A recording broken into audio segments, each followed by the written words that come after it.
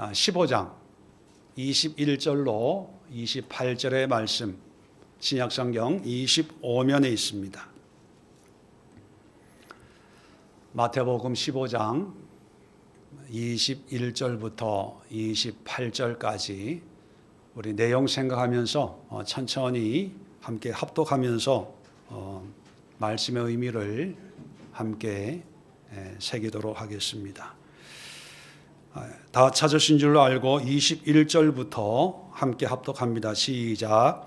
예수께서 거기서 나가사 두로와 시돈 지방으로 들어가시니 가나안 여자 하나가 그 지경에서 나와서 소리질러 이르되 주 다윗의 자손이여 나를 불쌍히 여기소서 내 딸이 흉악하게 귀신 들렸나이다 하되 예수는 한 말씀도 대답하지 아니하시니 제자들이 와서 청하여 말하되 그 여자가 우리 뒤에서 소리를 지르오니 그를 보내소서.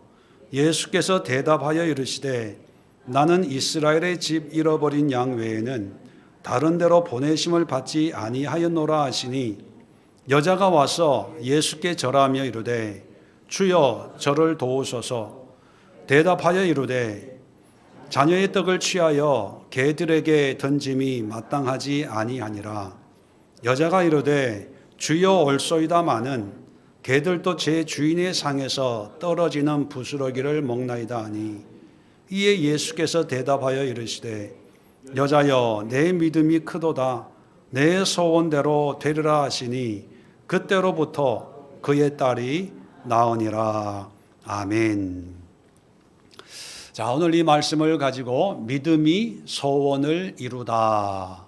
믿음이 우리의 소원을 이루다. 참 생각만 해도 기쁘고 또 감사한 그런 모습이 아닐 수 없습니다. 우리가 살면서 참 우리에게 필요한 많은 원함이나 또 필요나 더 나아가서 소원이 있지요. 이런 소원들을 우리의 힘과 능력으로는 감당할 수 없기에 우리가 기도로 믿음으로 하나님 앞에 내어놓을 때 하나님이 그 믿음과 소원이 어떤 건가는 상관하지 않고 우리의 믿음을 보시고 그 소원을 이루어 주신다면 참 얼마나 감사한 또 삶이 얼마나 활력이 있는 그런 삶이 될까 생각만 해도 기쁘고 또 사모하게 되는 것이지요. 그런데 좀 더 엄밀하게 우리의 믿음과 우리의 소원을 한번 살펴보면 우리의 실제에서는 생각처럼 그렇게 간단한 일이 아닌 것 같습니다. 왜냐하면 우리의 믿음과 또 우리가 가지고 있는 소원이 하나님 보시기에 또 때로는 우리 자신이 볼 때도 하나님이 이걸 응답해 주실까라고 하는 의아심이 생길 때가 많습니다. 왜냐하면 믿음은 믿음대로 하나님을 예배하고 찬양하고 말씀을 사모하면서 믿음으로 우리가 살지요. 그런데 그런 삶을 통해서 우리 일상에서 일어나는 어떤 우리의 원함, 우리의 필요, 우리의 소원의 모습을 보면 사실 하나님의 영광, 하나님이 기뻐하시는 그런 모습이라기보다는 순전히 우리의 필요, 내가 원하는 것, 또 현실적으로 있어야 될 것, 이런 것들을 주님 앞에 해결을 받으려고 할 때가 없지 않아 있고 또 그것이 많다는 사실을 우리는 인정해야 되지 않을까 그런 생각을 합니다. 제 자신도요.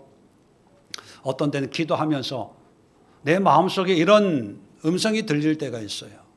야, 김 목사, 네가 기도한다고 하지만 네가 원해서 응답을 구하는 거 아니야?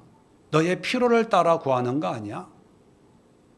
네가 힘들어서 이렇게 되었으면 하는 너의 원함이 아니야? 뭐 이렇게 내면의 소리가 들릴 때가 있거든요. 믿음으로는 하나님의 영광을 위해서, 하나님의 뜻을 위해서, 하나님의 나라를 이루기 위해서라고 하지만 사실 현실에서 닥치는 이런저런 크고 작은 문제를 볼 때마다 우리는 하나님의 영광을 생각하기 전에 좀 더 편한 나의 삶, 나에게 좀 유익이 되는, 나에게 이익이 되는, 또 내가 원하는 어떤 그런 모양과 모습을 추구하는 것이 우리의 실제적인 우리의 실상이 아닐까, 그런 생각을 해볼 때 이 믿음이라는 것과 우리가 원하는 소원이 잘 맞으면은 문제가 없겠지요. 근데 사실 믿음은 믿음대로, 소원은 소원대로 이게 따로따로여서 참 하나님 보시기에도 응답해 주기도 그렇고 안 해 주기도 그렇고 난감한 상황에 놓여 있지 않을까, 그런 생각을 하게 되는데요. 근데 오늘 성경 본문에 나오는 이 여인에게 예수님은 뭐라고 말씀하시냐면 28절 제일 끝에 여자여 내 믿음이 크도다 내 소원대로 되리라. 자, 믿음도 인정받고 이 여인이 가지고 있는 소원, 원함도 인정받아서 믿음대로 네 소원이 이루어질 거야.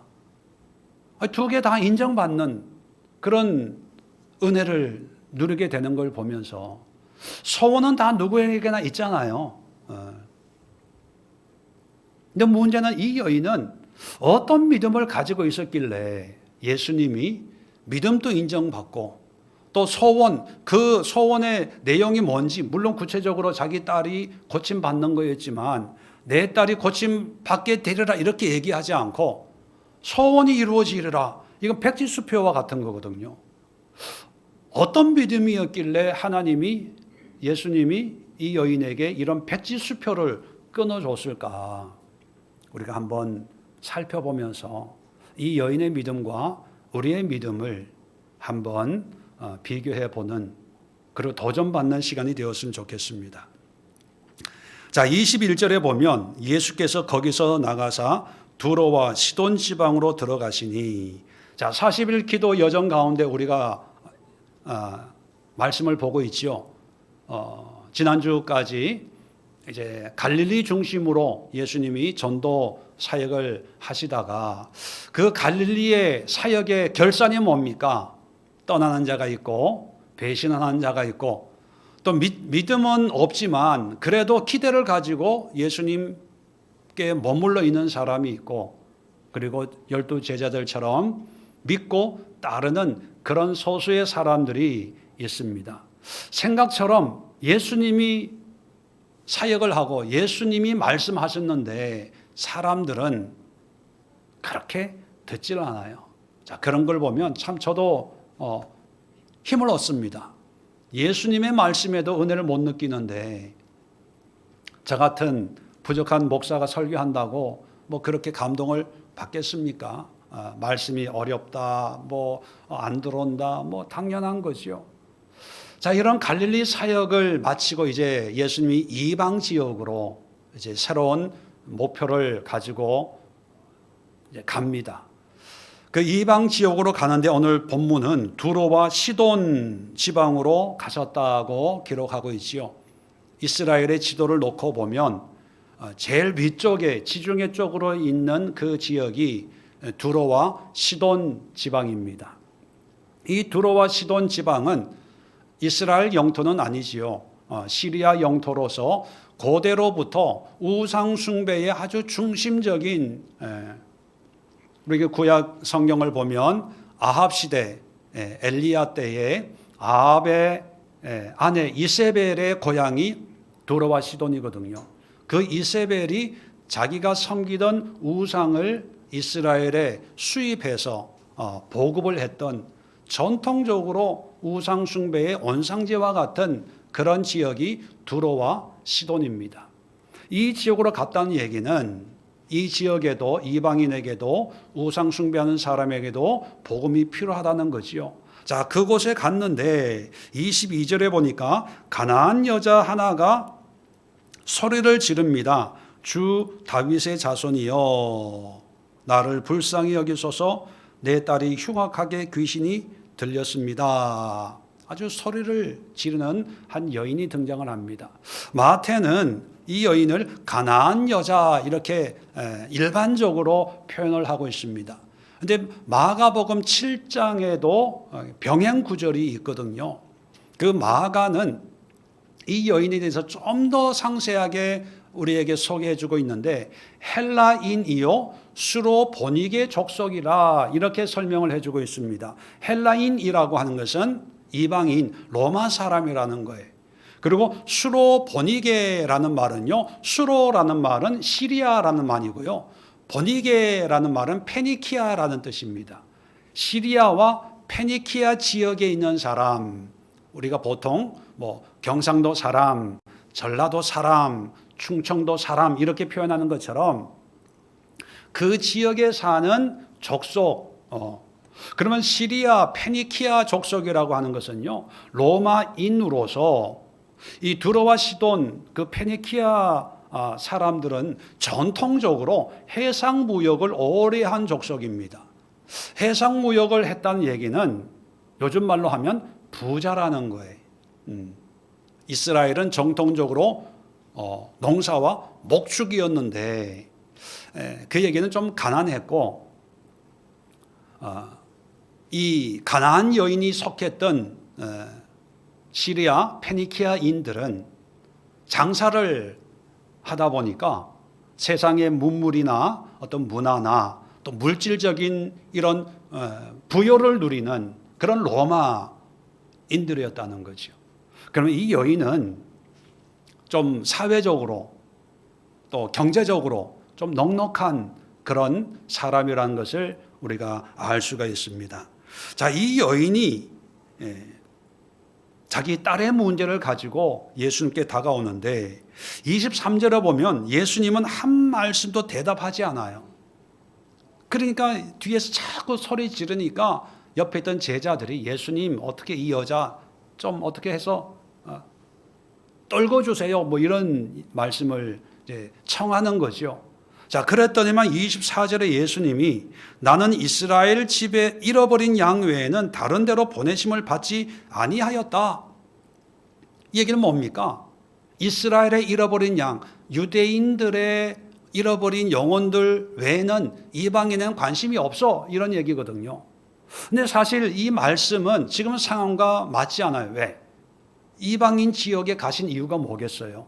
이방인 전도하고 또 이방인에게 복음을 전하기 위해서 두로와 시돈에 갔는데, 그런데 이스라엘 잃어버린 양 외에는 다른 데로 보내심을 받지 아니했다. 이건 이렇게 앞뒤가 안 맞는 거죠.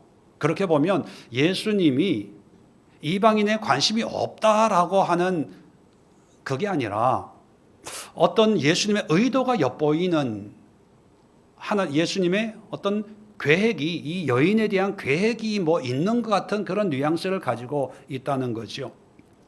자, 이 말을 듣고도 여인은 포기하지 않고 25절에 나를 도와주세요. 그렇게 얘기합니다.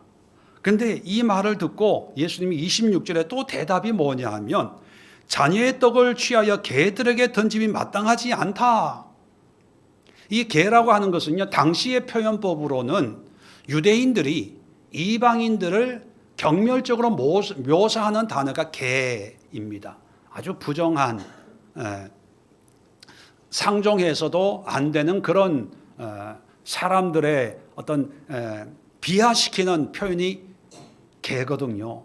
그래서 예수님이 그런 표현을 이용해서 자녀의 떡을 개에게, 이 여인을 지칭하는 거죠. 너에게 줄 생각이 나는 전혀 없어. 개라고 지칭을 하는 거예요.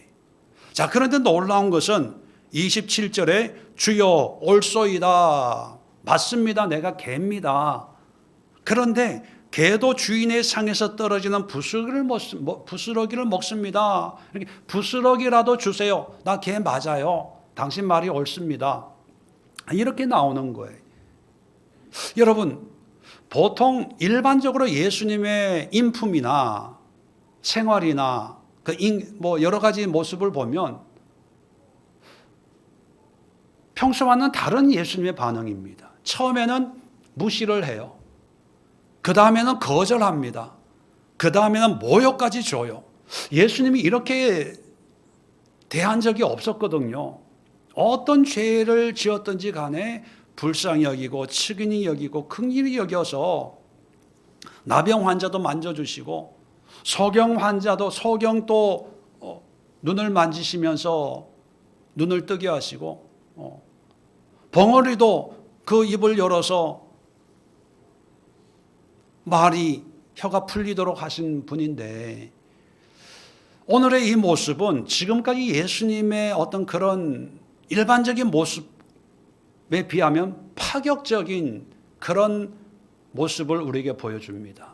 그런데 결과는 뭐냐 하면 28절에 여자여 내 믿음이 크다. 내 소원대로 되리라. 예수님은 이렇게 반응하는 이유가 바로 이 여인이 가지고 있는 믿음을 보기 위해서 의도적으로 이렇게 반응을 보였다는 것을 알 수가 있는 거죠. 그러면 이런 예수님의 어떻게 보면 야박한 쌀쌀맞은 이런 반응에 여인의 믿음은 어떤 모습이었길래 예수님은 믿음이 크다 했을까? 세 가지로 우리가 이 여인을 좀 살펴볼 필요가 있습니다. 먼저 22절에 보면 이 여인의 첫 말이 기록이 되어 있는데 주 다윗의 자손이여 나를 불쌍히 여기소서 내 딸이 흉악하게 귀신 들렸나이다. 이 말이 참 여러 가지 의미를 압축하고 있습니다. 물론 이 말 외에 여러 이야기가 주거니 받거니 했겠지요. 근데 마태는 이 여인의 모든 말을 압축해서 엑기스를 기록하고 있는데 이 말을 좀 더 우리가 깊이 있게 상고해 보면 자기 딸이 귀신이 들렸어요. 그렇다면 예수님을 만났을 때 제일 먼저 어머니로서 그 예수님에게 제일 먼저 얘기해야 될 이야기거리는 뭡니까? 딸의 문제. 그 딸의 문제를 예수님 앞에 얘기하면서 예수님의 동정을 구하고 예수님의 긍휼함을 구하고 아니면 딸의 문제를 가지고 설득을 하는 거죠. 이 딸이 어떤 딸인지 또 이 딸이 어떻게 힘들고 어려운지 또 이 딸이 반드시 고침을 받아야 되고 이 고침을 위해서 내가 지금까지 어떤 수고와 노력을 했는지를 얘기하면서 예수님을 설득하든지 아니면 예수님으로부터 동정을 받든지 그래서 예수님의 마음을 움직이는 것이 일반적인 그런 모습이지요. 그런데 이 여인은요, 자기 딸의 문제를 얘기하기 전에 먼저 얘기하는 게 있어요. 뭐냐? 나를 불쌍히 여기소서. 딸의 문제가 아니라 자기 자신을 먼저 예수님께 드리는 거예요. 나는 당신의 긍휼을 불쌍히 여김을 받아야 될 존재입니다. 왜 이게 중요하냐 하면 사실 하나님은 우리의 소원에 그렇게 관심이 없습니다. 우리의 원함이나 필요에 그렇게 중요하게 여기지 않습니다. 왜냐하면 우리에게는 소원이고 우리에게는 응답받아야 될 일들이지만 하나님에게는 크게 문제가 안 되거든요. 말씀으로 천지를 창조하셨습니다. 말씀 한마디면 태산 같은 문제, 태산 같은 그런 고통과 아픔을 주는 문제일지라도 하나님에게는 아무 문제가 안 되는 거거든요.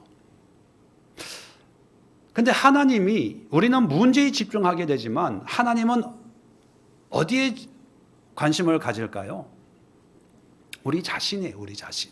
하나님의 형상으로 이 땅에 창조하셨는데 하나님의 피조물인 인간이 창조주 하나님을 예배하고 하나님을 섬기는 게 아니라 하나님을 부정하고 부인하고 세상을 섬기고 있는 우리 인간에게 하나님은 온 관심이 집중되어 있거든요.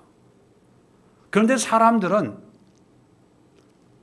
자기의 모습이 아니라 문제만 가지고 얘기해. 딸이 귀신 들렸습니다. 딸이 아파요. 부모님이 아파요. 사업에 문제가 있어요. 근데 정작 하나님의 관심은 너예요. 나. 근데 이 여인은 어떤 경로로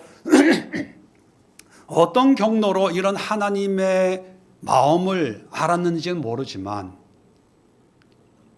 어머니로서 딸이 귀신 들려 있을 때 얼마나 큰 아픔이고 또 무거운 짐이겠습니까?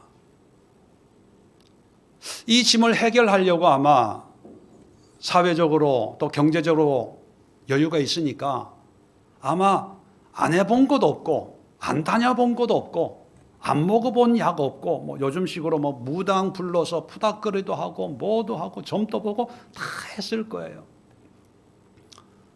그런 과정을 통과해서 결국은 딸의 문제가 아니라 자기 자신의 문제인 걸 깨닫고 문제보다 먼저 자기를 예수님 앞에 내어놓는 거예요.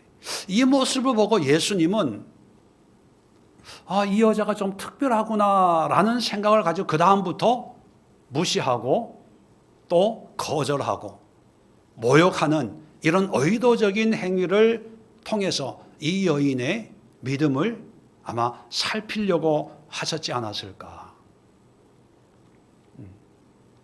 그렇게 보면 여러분, 문제 앞에 나를 불쌍히 여겨주세요. 이게 왜 의미가 있냐 하면 사실 주님 앞에 기도할 때 뭐 예를 들어서 경제적인 문제, 자녀의 문제, 건강의 문제를 가지고 우리가 기도를 하잖아요. 자, 그 문제를 먼저 가지고 기도한다는 것은 사실 엄밀하게 보면 나와 문제가 하나가 되어 있어서 말로는 하나님의 나라와 주의 영광을 위해서 기도합니다라고 하지만 사실 그 문제들, 해결받고 싶은 그 문제들이 말처럼 하나님의 영광을 위한 것이 아니고 실상은 누구의 영광입니까? 나의 영광이 될 때가 많거든요. 나의 유익이 될 때도 많고 내 체면을 위해서, 내 자존심을 위해서, 나의 편안함을 위해서 사람들이 나를 볼 때 어떨까? 그런 체면 때문에 하나님 앞에 기도할 때가 많거든요. 그 얘기는 뭐냐면 사실 엄밀하게 보면 우리가 믿음으로 하나님의 뜻을 구한다고 하지만 이미 우리는 물질에 매여 있는 거예요. 자식에 매여 있는 거예요. 내 체면에, 내 자아에 매여 있는 거지요. 그러니까 매인 상태에서는 객관적으로 하나님의 영광이라고 할 수가 없는 거죠. 저도 기도할 때 목사이지만 정말 이게 하나님의 영광을 위한 걸까 아니면 목사인 나의 체면 때문에 남의 이목 때문에 내가 좀 더 편안하고 뭔가 좀 이렇게 갖추어진 그런 환경을 추구하기 위해서 기도하는 걸까? 사실 내 자신은 알 때가 있어요. 눈치챌 때가 있습니다. 그런데 또 내 자신은 뭐라 그러냐 하면 아니 살아야 되잖아. 이게 삶이잖아. 다 이렇게 하는 거 아니야? 이게 정상 아니야? 그러면서 나의 어떤 숨은 욕망, 욕심을 적당하게 포장할 때가 있거든요. 근데 이 여인은 딸의 문제로부터 독립이 된 상태입니다. 딸의 문제도 있지만 그 전에 나를 불쌍히 여겨주세요.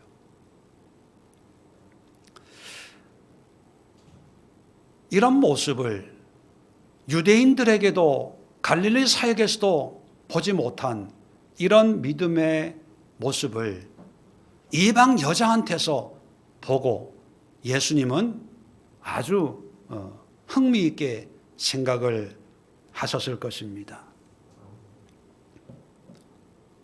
딸의 문제가 분명히 있지만 딸을 불쌍히 여겨주세요. 딸에게 긍휼을 베풀어 주세요 하지 않고 나에게, 나를 들을 수 있고 나에 대해서 하나님 앞에 해결받고 싶어하는 이 여자, 흥미있는데? 그러면서 이제 대화를 이어나가는데, 두 번째 아주 놀라운 어떤 고백을 26절에 이 여인의 말을 우리는 볼 수가 있습니다. 예수님께서 자녀의 떡을 취하여 개들에게 던짐이 마땅하지 않다라고 했을 때 27절에 옳습니다. 개들도 제 주인의 상에서 떨어지는 부스러기를 먹나이다. 개라고 하는 것은 경멸적으로, 비하적으로 말하는 어떤 그런 상투적인 용어라고 말씀을 드렸어요. 기분 나쁠 수도 있는 거죠. 화가 날 수도 있는 거죠. 한번 생각해 보세요. 이 여인은 로마인으로서 사회적인 지위가 있고 경제적인 여유가 있는데, 이 예수라는 사람은 유대인입니다. 식민 지배받고 있는 피지배 민족이거든요. 몰골이 얼마나 보기에 좋았겠습니까? 목수의 그 모습으로 동족에게도 인정받지 못하고 떠돌이 생활하고 있는 그 한 청년이 자기를 보고 개다 이렇게 지칭을 했을 때 화가 나고, 또 감정의 상해서 뒤돌아 올 수도 있었지만, 놀라운 것은 이 여인이요, 주여 옳습니다, 맞습니다, 내가 개입니다 라고 받아들이는 거예요. 그리고 받아들이는 것에서 머물지 않고 한 걸음 더 나가서 개도 주인의 상에서 떨어지는 부스러기를 먹습니다. 부스러기를 먹는다, 그것까지 고백할 정도예요. 여기서 예수님은 이 여인이 자아가 사라졌구나, 자아가 깨어졌구나, 내 생각, 내 욕심, 내 뜻, 내 체면, 이목, 이런 거가 이 여인에게는 중요하지 않구나라고 하는 것을 느꼈던 것입니다. 그래서 이 여인은요, 어떤 과정을 겪었는지는 모르지만 딸의 문제 때문에 딸은 고침받지 못했지만 딸을 고치기 위한 숱한 노력과 수고를 통해서 자기가 깨어지는 그런 경험을 조금씩 해오다가 예수님을 만나기 전에 내가 없어지는 거예요. 우리는 신앙적으로 이런 표현을 하죠. 내 자아를 십자가에 못 박았어, 죽었어. 이 모습이 바로 자아가 죽은 모습입니다. 자아가 죽으니까 내 감정적인 것, 이게 중요한 게 아니지요. 내가 보고 듣고 하는 것, 이게 중요한 게 아니에요. 그 전에 자아가 있을 때는요, 자아가 있기 때문에 내 감정에 부딪히는 것은 참을 수가 없는 거지요. 내가 손에 되는 일 양보할 수 없는 거지요. 내가 원하는 것 버릴 수 없는 거지요.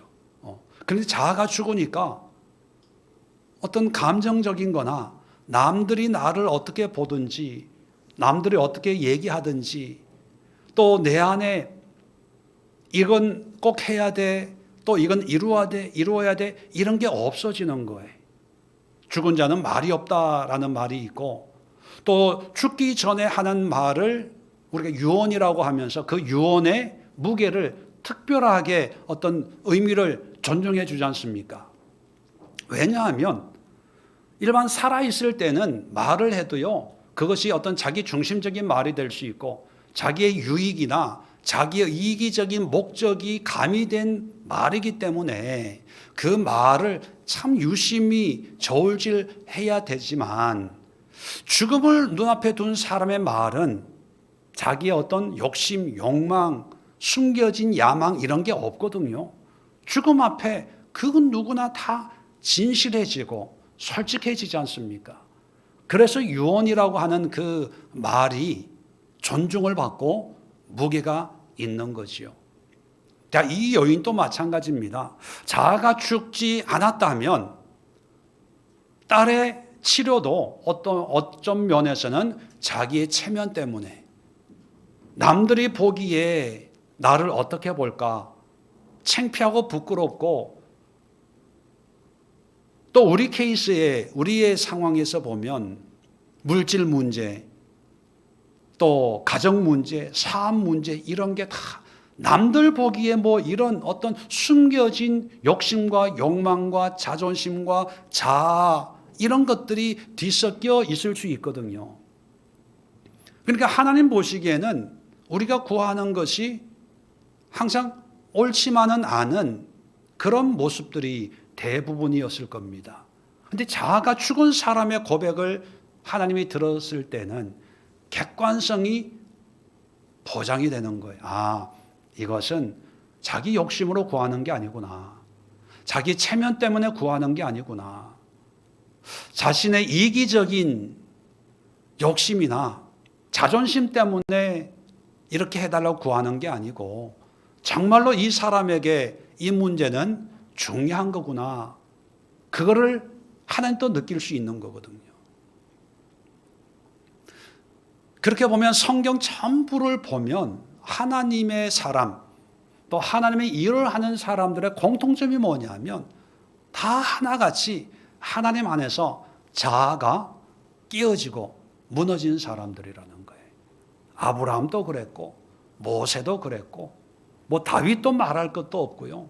사도 바울도 그랬고 다 자아가 깨어지고 부서지고 나니까 그 다음에 남는 건 뭡니까? 나를 위함, 이기적이고 자기 중심적인 그런 삶이 아니라 오로지 하나님을 위한, 하나님의 영광을 위한 그런 진실되고 솔직한 삶이 되더라는 거예요. 자, 그랬을 때 그 자아가 죽은 사람이 원하는 것은 진실되기 때문에 그것을 하나님이 응답하시는 거죠. 성경에 보면 많은 하나님의 기적들이, 응답들이 나옵니다. 자, 그걸 보고 도전받고 우리는 기도하지요. 자, 기도하는데 우리는 안 돼요.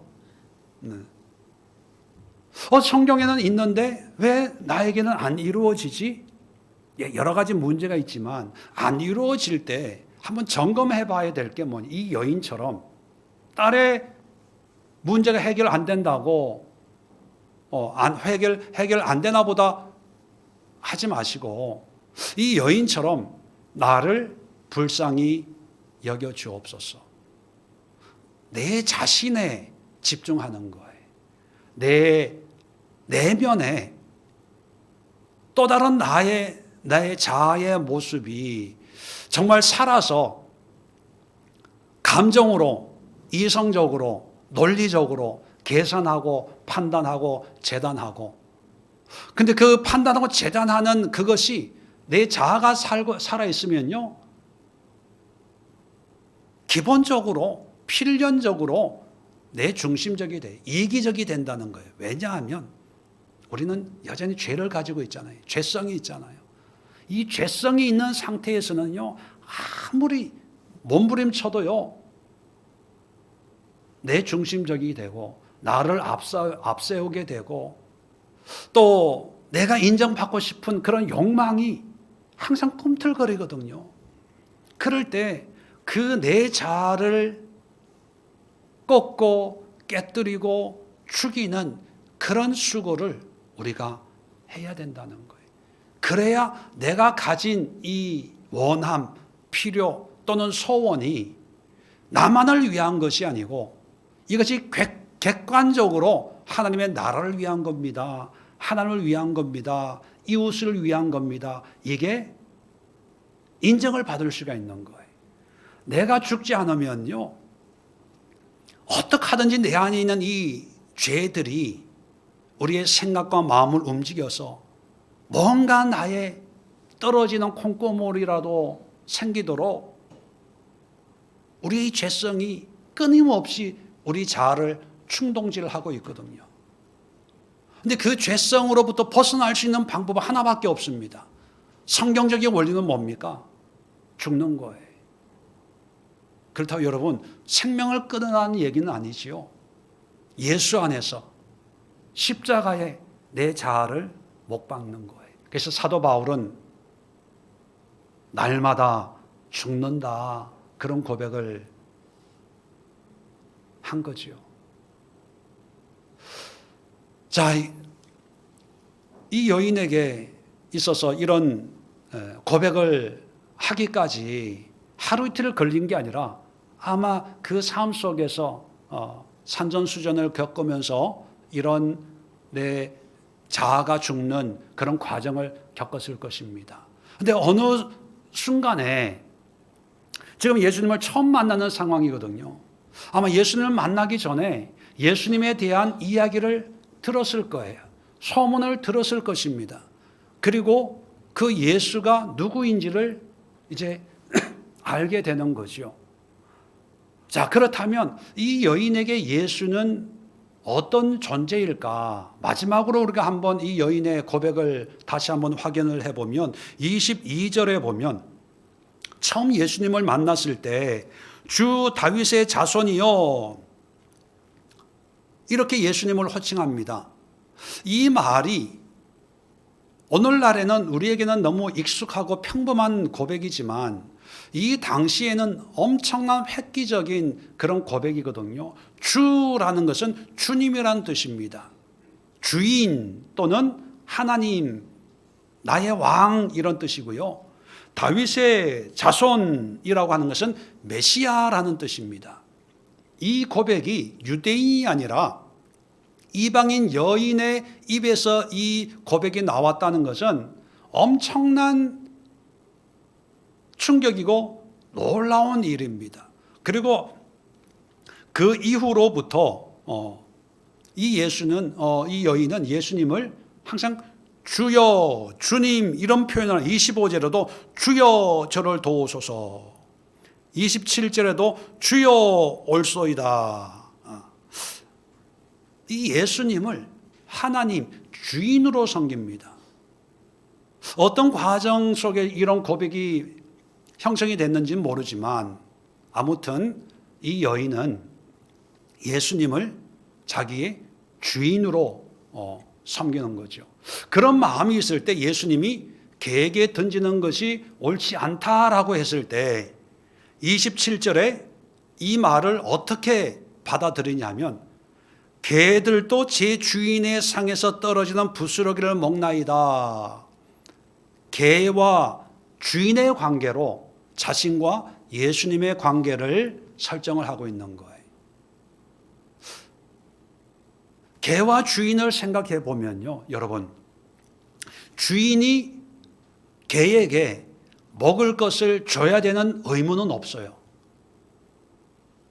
요즘에는 애완견이 많이 있으니까 주인들은 애완견들 또 기르는 고양이나 관리를 해야 되는 시대지만 고대 사회에서는 개와 주인의 관계는 어떤 언약의 관계도 아니고 계약의 관계도 아니고 그냥 자연적인 관계예요. 먹을 걸 주면 개는 먹고 안 주면 온 동네 돌아다니면서 자기가 먹을 걸 찾고 잔칫날이 되면 상에서 떨어지는 부스러기를 먹고 없으면 안 먹고, 그게 개와 주인의 관계거든요. 그런데 이 여인은 이 예수님을 자기의 주님으로 영접을 하고 메시아인 것을 고백을 합니다.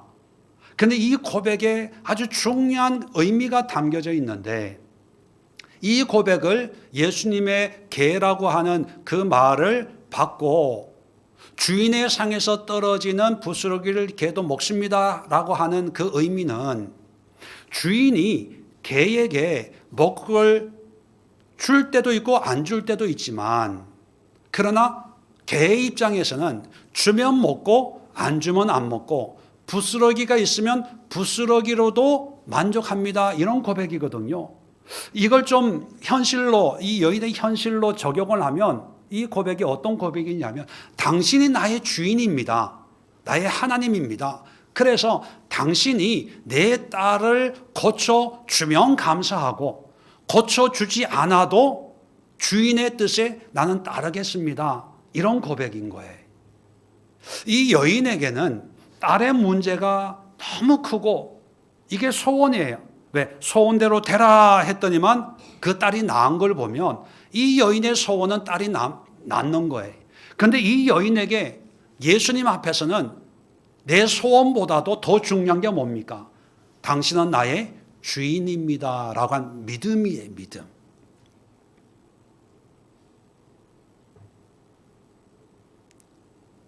예수님은 이 대화를 통해서 이 여인이 가진 그 믿음을 보신 거예요.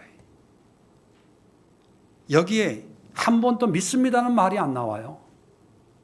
그런데 일상의 대화 속에 믿음이 보여지고 나타나고 드러난다는 거예요.